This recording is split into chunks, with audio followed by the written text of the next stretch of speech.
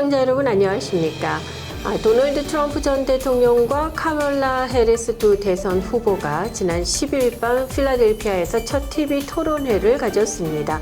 여러분께서는 이 첫 TV 토론회 어떻게 보셨는지요? 시작부터 두 사람에게서 아주 팽팽한 기싸움의 기류가 느껴졌는데요. 치열했던 90분간의 토론에서 나온 이 몇 가지 관전 포인트를 이 시간에 유정임 기자와 함께 짚어보도록 하겠습니다. 자, 어제 토론회 유정임 기자 어떻게 보셨습니까? 이 90분이 금방 지나갈 정도로 첫 TV 토론이 아주 재밌었다라는 그런 반응도 나왔고요. 이 두 후보 예상대로 각종 현안에서 첨예한 대립을 보였습니다. 누가 더 공격적인 자세를 취했는지에 대해서는 이 토론회를 본 사람이라면 누구나 금방 캐치할 수 있지 않았나 싶기도 하거든요.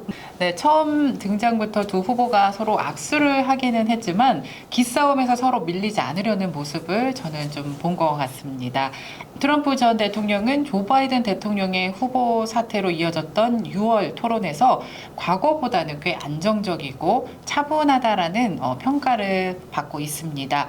또 상대방의 말을 끊고 끼어들거나 고성을 지르는 이런 행동은 전혀 찾아볼 수 없었고요. 해리스 부통령은 트럼프가 과거 행적과 발언에 대해 장황하게 방어를 하도록 또 해리스가 유도하는 패턴으로 차분하면서도 여유 있게 토론을 이어간 모습을 볼 수 있었습니다. 자, 이와 관련해서 우리가 관심 있게 지켜볼 관전 포인트들을 좀 정리해 주시죠. 네, 양측 후보 모두 그들의 약점인 사법 리스크 그리고 경제 문제에 있어서 공격 수위를 서로 높이면서 발언을 이어갔습니다. 우선 토론 초반에는 낙태 이슈가 나왔고요. 또 이어서 경제 문제로 설전을 펼쳐갔는데요. 해리스는 자신이 중산층 출신이라는 것을 강조하면서요. 중산층을 위한 주택을 공급하겠다. 그래서 앞으로 자신이 대통령이 되면 주택시장을 더 밝게 만들도록 하겠다. 이런 발언을 했고요. 이어서 트럼프는 해리스가 오히려 경제를 파괴했다. 해리스가 당선이 되면 에너지 값이 급등할 것이라고 반격하고 나섰습니다. 그러면서 지금 미국은 이전에도 없는 인플레이션의 상황을 겪고 있는 최악의 상황이라고 해리스 부통령을 반격했습니다. She doesn't have a plan. She copied Biden's plan. And it's like 4 sentences, like run, spot, run. 4 sentences that are just, we'll try and lower taxes. She doesn't have a plan. Take a look at her plan. She doesn't have a plan. I believe in the ambition, the aspirations, the dreams of the American people.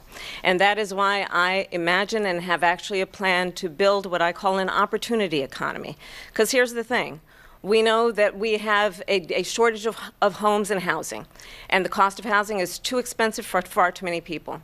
We know that young families need support to raise their children, and I intend on extending a tax cut for those families of $6,000, which is the largest child tax credit that we have given in a long time. My opponent, on the other hand, his plan is to do what he has done before, which is to provide a tax cut for billionaires and big corporations, which will result in $5 trillion to America's deficit. We're doing tariffs on other countries. Other countries are going to finally, after 75 years, pay us back for all that we've done for the world.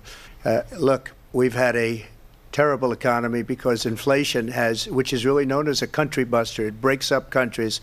We have inflation like very few people have ever seen before, probably the worst in our nation's history. 또 낙태 이슈에 관련해서는요. 연방 차원의 낙태 권리를 인정한 로데 웨이드 판결이 연방 대법원에서 폐기된 것을 두고 서로 후보가 대립하는 모습을 보였습니다. 트럼프 전 대통령은 로데 웨이드 판결 폐기에 대해서 그들은 로데 웨이드를 각 주로 되돌리라고 했으며 그것은 자신이 한 것이라고 이렇게 말을 합니다. 이에 대해 해리스 부통령은 토론을 보고 있는 사람들에게 여러분은 지금 현재 이 토론에서 트럼프 전 대통령의 거짓말을 보게 될 것이다. 그것도 많이 보게 될 것이다 라고 비판의 어조로 말을 합니다. 그러면서 로데 웨이드 판결이 뒤집힌 것은 사실 트럼프 전 대통령 때문이라고 비판을 했습니다. 네, 그렇군요. Well, as I said, you're going to hear a bunch of lies, and that's not actually a surprising fact.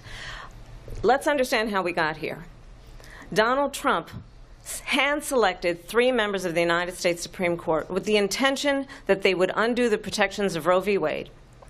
And they did exactly as he intended. And now in over 20 states, there are Trump abortion bans, which make it criminal for a doctor or nurse to provide health care. In one state, it provides prison for life.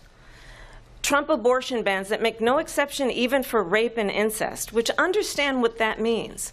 A survivor of a crime, a violation to their body, does not have the right to make a decision about what happens to their body next. That is immoral.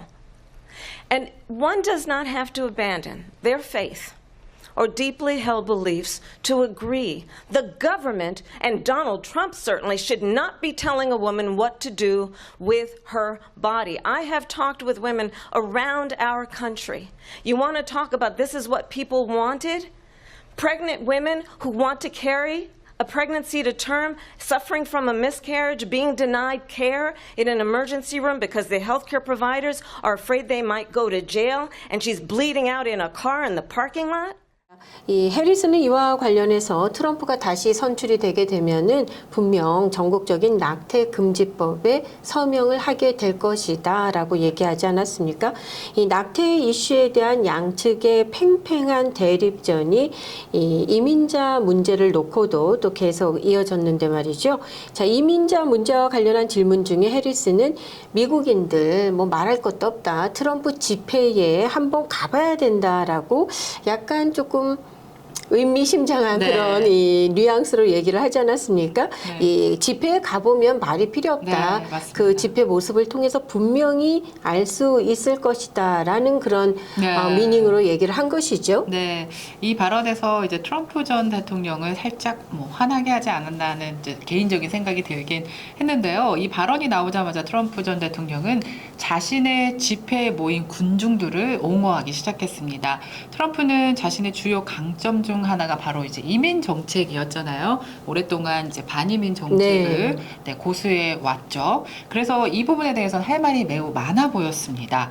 해리스의 집회에 모인 군중은 턱없이 부족하지만 자신의 집회에 모인 군중들을 옹호하면서 오히려 해리스의 집회에 모인 군중들은 거의 없다. 이렇게 얘기를 하면서 이제 갔는데요. 이 부분에서 많은 네티즌들은 해리스가 트럼프를 방어적인 태세로 몰아넣는 전략이 먹혔다라는 평가가 나오기도 했습니다. 그렇군요. 네.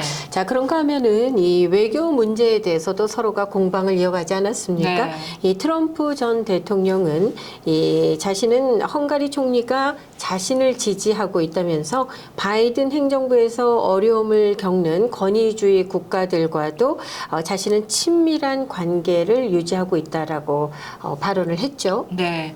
트럼프 전 대통령은 오히려 이제 젤렌스키 대통령과도 친하고 또 러시아 푸틴 대통령과도 친분이 있다고 과시를 네. 하면서 자신이 대통령이었다면 이 전쟁은 벌써 끝나고도 남았다 이런 말을 합니다. 그런데 반면 외교 경험이 없는 해리스 부통령의 주요 약점 중 하나가 아닐까 싶은데요. 그런데 해리스 부통령은요, 트럼프 전 대통령이 독재자들과 친하다는 점을 내세워서 반격하는 자세를 보였습니다. 전 세계 독재자들이 트럼프 전 대통령을 지지하는 이유에 대해서 아첨과 호의로 조종을 할 수 있기 때문이다라고 네. 발언을 합니다. 또 세계 정상들은 트럼프 전 대통령을 사실 비웃는다라고 주장을 했고요. 북한 김정은 국무위원장과도 서로 러브레터를 주고받았다면서 반격했습니다. 그렇군요. It is well known he exchanged love letters with Kim Jong-un. They're so clear. They can manipulate you with flattery and favor. 자, 그런가 하면은 이 마무리 발언에 있어서도 양측 후보의 입장 첨예한 대립을 보였죠. 네, 해리스 부통령은 미래라는 말을 굉장히 많이 말을 했습니다. 미래와 과거의 대결 구도를 재차 강조하면서 하나는 미래, 하나는 과거에 초점을 맞췄고 우리는 미국 역사의 한 챕터를 이제는 넘어가야 한다. 새로운 미래를 향해 달려가야 한다라고 말을 했고요. 또 이와 더불어서 기회 경제를 강조하면서 중소기업 투자, 그리고 가족 복지, 물가 안정, 또 중산층을 위한 정책들을 위해서 열심히 일하는 대통령이 되겠다라는 마지막 발언을 했고요. 트럼프 전 대통령은 이에 대해서 해리스 부통령이 뭐 여러 가지 정책들을 내놓았지만 사실 부통령으로서 재임하면서 지금 왜 이행을 하지 않았을까라면서 의문이다라고 또 반격을 했습니다. 그러면서 전 세계 모든 국가가 미국을 비웃는다. 또 이렇게 얘기를 하면서 유권자들도 해리스의 말을 믿지 않는다 이런 말을 합니다. 또 바이든 대통령 때문에 수백만 명의 불법 이민자가 미국을 파괴하고 있다. 여러분은 사상 최악의 대통령과 부통령을 보고 있다라는 말로 마지막 발언을 마쳤습니다. 네, 자, 이것이 처음이자 어쩌면 이제 또 마지막 이 대선 후보의 토론회가 될 것이다라는 그런 얘기들이 있지 않습니까? 이후에 이어지는 것은 이제 부통령들의 디베이트 되겠죠? 네. 현재로서는 오는 10월 1일 이제 부통령 간의 이제 디베이트가 예정돼 있는 걸로 알고 있습니다. 네. 자, 그 유정임 기자는 개인적으로 이번 토론에 어떤 마음으로 지켜보셨습니까? 유권자들이 궁금해하는 부분들에 대해서 두 후보가 좀 속 시원하게 자신의 정책이나 앞으로의 해결 방안 등에 대해서 제시를 했다고 보시는지요? 뭐 양쪽 후보가 내세운 공약들은 이미 오래전부터 이제 전 국민이 알고 있는 주요 이슈들이었는데 그 이슈를 대하는 태도가 굉장히 분명했다고 저는 보고 있습니다. 어느 한쪽 후보는 매우 공격적인 자세를 취한 반면 또 다른 한쪽은 방어적인 자세를 토론 내내 90분간 토론 내내 그 모습을 보이지 않았나. 그래서 저는 누구라고 뭐 밝힐 수는 없지만 네. 둘 후보 간의 한쪽은 굉장히 적극적으로 공격적이면서 여유로운 모습을 보이지 않았나라는 생각을 가져봤습니다. 네, 그렇습니다. 자, 모두가 이 자신이 처한 상황에 따라서 또 이 대선 결과가 어떻게 될지 좀 지켜보는 그런 분들이 많이 계시다라는 얘기를 들었습니다. 뭐 기업들도 마찬가지고 말이죠. 네. 예.